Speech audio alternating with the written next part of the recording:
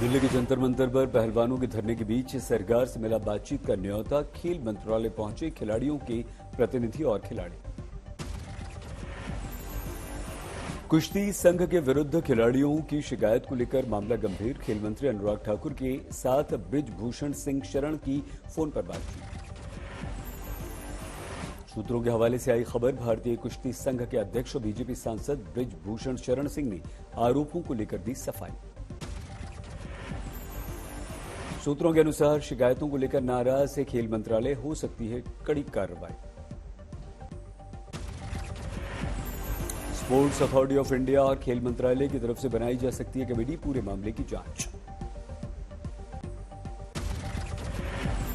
दिल्ली के जंतर मंतर पर आज भी जुटे पहलवान, कुश्ती संघ के विरुद्ध दिया धरना। धरने में पुरुष महिला पहलवान शामिल। कुश्ती संघ के अधिकारियों के विरुद्ध गंभीर आरोप। पहलवान बजरंग पुनिया ने किया ट्वीट, आप सभी खिलाड़ी और कुश्ती प्रेमियों से निवेदन, कुश्ती को बचाने के लिए जंतर मंतर पर पहुंचे खिलाड़ियों का समर्थन करें। खेल मंत्रालय ने कुश्ती संघ से मांगा जवाब, 72 घंटे का दिया अध्यक्ष को समय। दिल्ली महिला आयोग के अध्यक्ष स्वाति मालीवाल ने खिलाड़ियों से मुलाकात की, कहा हम मजबूती से आपके साथ खड़े हैं, दिलाएंगे न्याय। धरने पर बैठे पहलवानों की रणनीति, पहले 1 घंटे तक रखा उन्होंने मौन व्रत। पहलवान रवि दहिया ने कहा, इंसाफ की लड़ाई में दें हमारा साथ।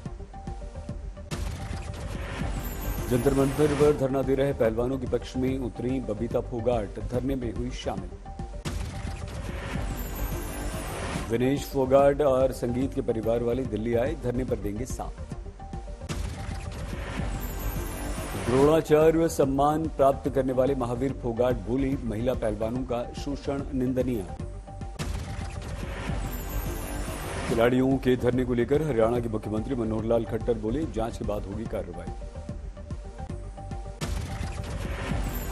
हरियाणा के नगर निकाय मंत्री कमल गुप्ता ने कहा, उन्हें खिलाड़ियों के धरने के बारे में कोई जानकारी नहीं। दिल्ली के जंतर मंतर पर पहुंची थी सीपीएम की नेता वृंदा करात, बजरंग पुनिया ने कहा, इसे राजनीति से दूर रखें, वृंदा को वापस लौटाया। जयपुर में कृष्ण पुनिया बैठी धरने पर, पहलवानों का किया समर्थन। 18 जनवरी से शुरू होने वाले महिलाओं के नेशनल कैंप को किया गया रद्द। कोच जितेंद्र कुमार को तुरंत कैंप से वापस जाने के दिया आदेश।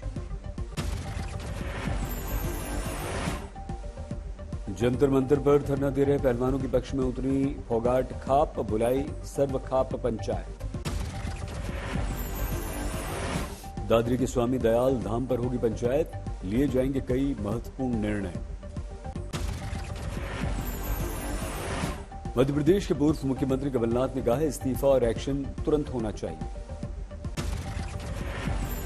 भूपेंद्र सिंह हुड्डा बोले, नैतिकता के आधार पर खेल मंत्री को भी दे देना चाहिए इस्तीफा। आरएलडी अध्यक्ष जयंत सिंह बोले, कुश्ती संघ की कार्यशैली और अध्यक्ष के विरुद्ध संगीन आरोप, सरकारी दबाव डालकर मामला रफा दफा किया जाता है, लेकिन युवा इस बार ऐसा नहीं होने देंगे। दिल्ली महिला आयोग के अध्यक्ष स्वाति मालीवाल के साथ बदसलूकी, सड़क पर घसीटने की कोशिश। स्वाति मालीवाल ने ट्वीट किया, एम्स के पास हुई घटना। मालीवाल ने बताया, एक व्यक्ति नशे की स्थिति में था, छेड़छाड़ कर रहा था, रोकने पर गाड़ी का शीशा बंद किया। शीशे में हाथ फंस गया, 10 से 15 मीटर तक घसीटती रही स्वाति मालीवाल। इसके बाद पुलिस को उन्होंने इसकी जानकारी। पुलिस ने आरोपी हरीश चंद्र को गिरफ्तार किया, एफआईआर दर्ज।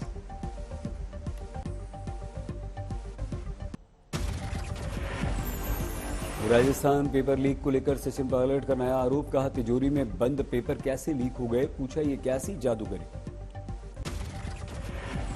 एग्जाम की कॉपी होती है, वो तिजोरी बंद होती है, वो तिजोरी में बंद होके बाहर बच्चों तक पहुंच गई, ये तो जादूगरी हो गई भाई, ऐसे कैसे हो सकता है। पायलट बोले, पेपर लीक के मास्टरमाइंड के विरुद्ध होनी चाहिए कड़ी कार्रवाई। यूपी मदरसा बोर्ड की मीटिंग में बड़ा निर्णय, राष्ट्रीय बाल अधिकार संरक्षण आयोग की सिफारिशों को खारिज किया। राष्ट्रीय बाल संरक्षण अधिकार आयोग ने लिखी थी चिट्ठी, मदरसों में पढ़ रहे गैर मुस्लिम बच्चों का सर्वे कर दूसरे स्कूलों में कराया जाए इनका दाखिला। पीएम मोदी का कर्नाटक और महाराष्ट्र दौरा, कर्नाटक में यादगीर और गुलबर्गा जिले का भी करेंगे दौरा। कर्नाटक में 10,800 करोड़ की योजनाओं का शिलान्यास उद्घाटन, 1 महीने में पीएम की दूसरी कर्नाटक यात्रा। कर्नाटक दौरे के बाद शाम को महाराष्ट्र आएंगे पीएम, ट्रैफिक एडवाइजरी जारी। नोएडा में 21 जनवरी को G20 सम्मेलन को लेकर बड़ा आयोजन होगा, रन फॉर G20 का आयोजन नोएडा स्टेडियम में होगा। रन फॉर G20 को मुख्यमंत्री योगी आदित्यनाथ वर्चुअली दिखाएंगे हरी झंडी, सुबह 8 बजे से 1 घंटे की दौड़। भारत जोड़ो यात्रा का 125वां दिन आज, शाम 6 बजे जम्मू कश्मीर पहुंचेगी यात्रा। सीबीआई की क्लोजर रिपोर्ट खारिज होने पर बीजेपी प्रवक्ता बोले, अखिलेश यादव को सैफई कुनबे की आलीशान कोठियों का तो हिसाब देना ही पड़ेगा। बस्ती में मुख्यमंत्री योगी की सभा में रोने वाली महिला ने कहा, जमीन कब्जा किए जाने को लेकर दर्ज कराई थी शिकायत।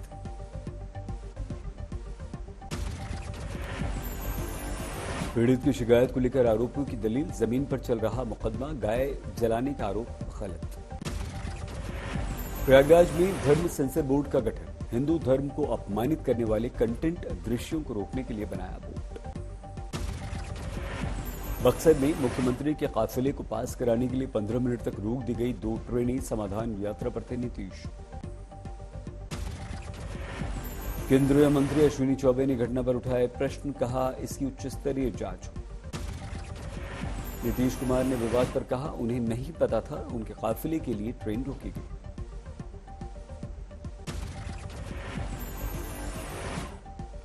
मध्य प्रदेश के सतना में अवैध खनन रोकने गई पुलिस पार्टी पर हमला, नगर पंचायत अध्यक्ष पर आरोप। राजस्व टीम पर नगर पंचायत अध्यक्ष ने चप्पल से मारपीट की, कांग्रेस ने सरकार की नीयत पर उठाए सवाल। यूपी के मुरादाबाद में बुर्के को लेकर बवाल, हिंदू कॉलेज में हंगामा।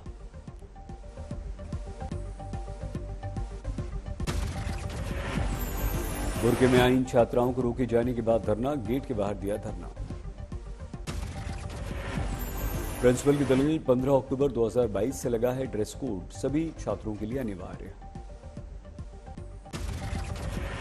बुलंदशहर में आवारा गौवंश से परेशान किसान, पशु अस्पताल के बाहर धरना।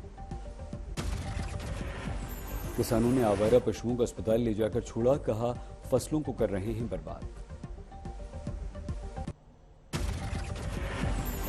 पहाड़ों पर जबरदस्त बर्फबारी का दौर, केदारनाथ में 3 से 4 फीट तक जमी है बर्फ। केदारनाथ धाम में बर्फबारी के चलते नीचे लौटे मजदूर, धाम में चल रहे कार्य पर बर्फबारी का असर। मौसम साफ होने पर ही लौटेंगे मजदूर, मार्च से धाम में दोबारा पुनर्निर्माण कार्य होगा शुरू। बर्फबारी के चलते केदारनाथ धाम में बिजली और पानी की कमी, फिलहाल धाम में आईटीबीपी के कुछ जवान और साधु संत ही हैं मौजूद। शिमला में बर्फबारी को लेकर अलर्ट, आज से 22 जनवरी तक के लिए विशेष तैयारियां।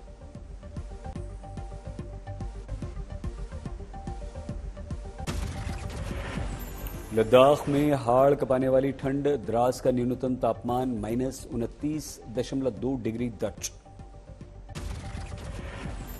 करगिल का तापमान -डिग्री तक गिरा, सुरू नदी में जमने से रिहायशी इलाकों में पानी की कमी।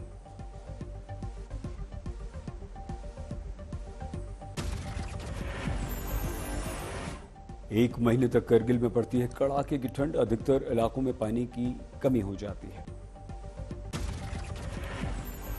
मौसम विभाग के अनुसार लेह करगिल में आज से 21 जनवरी तक हल्की बर्फबारी भी होगी।